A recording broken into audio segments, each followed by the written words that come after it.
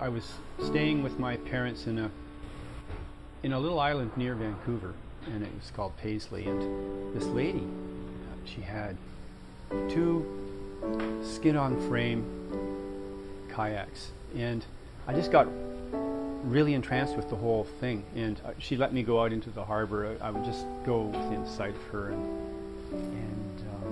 paddle around, and I could sort of see traces of the water underneath the skin. It was somewhat translucent, and I like that better than the power boats, so I was really lucky. This is only a couple of years, but it had an effect on me.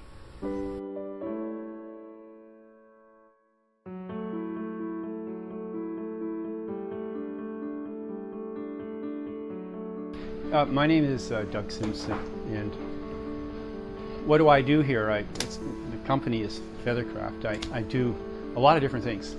Of course, I'm a designer, but in the busy period, which is now it's middle of summer or beginning of summer, I work in the shop and I help with production. So I'm kind of just a person right now who's just dealing with things, just trying to make the flow go. And then in the wintertime, I spend time designing new products. Later on, when I was going to university, I was up in the Arctic. I spent a number of summers prospecting, and I was looking for various minerals. We were just looking for mineralization, just basically walking around the Pina Plains, Northwest Territories. And we kept with us these little inflatable boats. And they were terrible boats. So I got the idea, well, what we really need is a folding kayak. And that's where the idea came from. And I just started working on that. I had a degree that when I sort of started in commerce, but I wasn't that interested in big companies. And I got a flying license for commercial flying that, again, I gave it all up and I just started designing folding kayaks.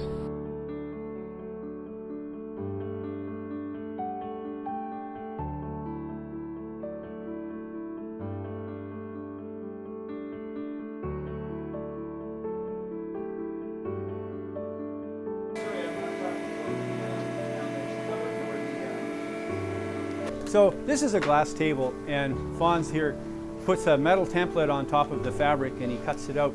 This fabric, this is the deck of a K1 you just described. And the fabric is, well, it's ridiculously expensive, but it's also very stiff. And in order to make it just perfect, we have to cut each one out individually on a glass table. So we cut this out on a press. It goes whoop. It gives us the shape, and then someone sews the Velcro on upstairs, and then Evan will be welding along here.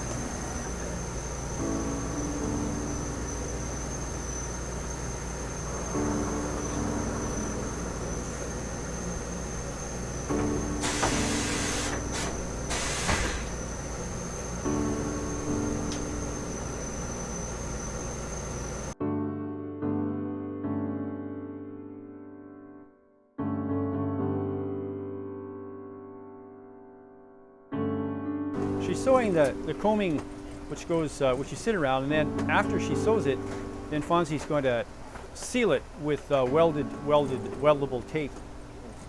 So first we sew, in this case, and then we weld over top of it.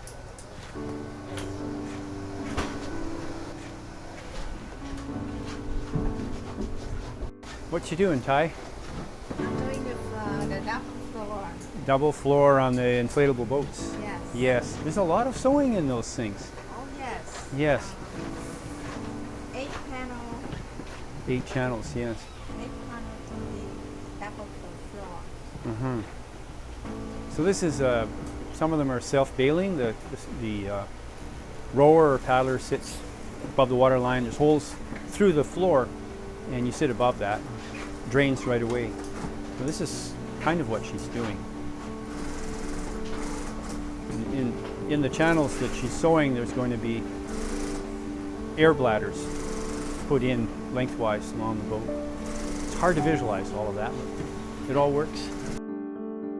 So what are you doing? Making rudders. Yeah. We make them for ourselves, and we also make them for some other boat manufacturers. though fewer than we used to. And that's because our biggest customer was a company in Quebec, and they've recently, sign of the times, gone bankrupt. And so we had a big contract for that, and no more. It's a sign of the hollowing out of manufacturing in North America, as far as I'm concerned. The rudders are something that I designed years ago, and this basic design has become ubiquitous in the industry. It was tested by cutting a tomato in half. You remember, Doug? Oh, I remember. Making sure that we have this guillotine thing. Yeah, we Instead cut of some things in half. Yeah, tomatoes, carrots, Yeah. but nobody's finger. That was the joke, No. of course, but we never did But cut a they finger are the in half. most elegant of all the pop-up Yeah. rudders available. Yeah, there's a guillotine effect of them. Yeah. Well, thank you, Willie. You bet. I Yeah. had to reveal the more Oh, intimate aspects. the of cutting edge, the development, cutting edge of the edge development. of Yes. course,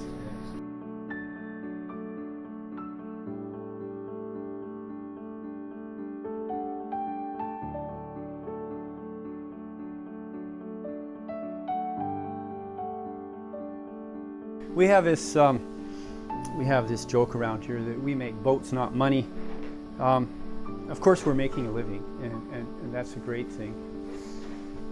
I think that when we started, we just wanted to make folding kayaks, and I think that morphed into the idea that we'd make the world's best folding kayak, and so that, in many ways, I think the reward is to go for that quality and to deal with some really interesting people in this little company. I mean, they're all characters in their own right, and so it's not a big company, it's a small one, and we know each other quite a lot. I mean, it's a cliche, but we do seem like family a lot, and that's really fun. So working with the people who are half crazy here, myself included, and making boats that really are world class, and that I think are beautiful, and that work well in the water. I've learned, a few things about shapes and boat shapes and what works and what doesn't, frames, qualities, and then the welded structures of the skin. Just making something that has value is very rewarding.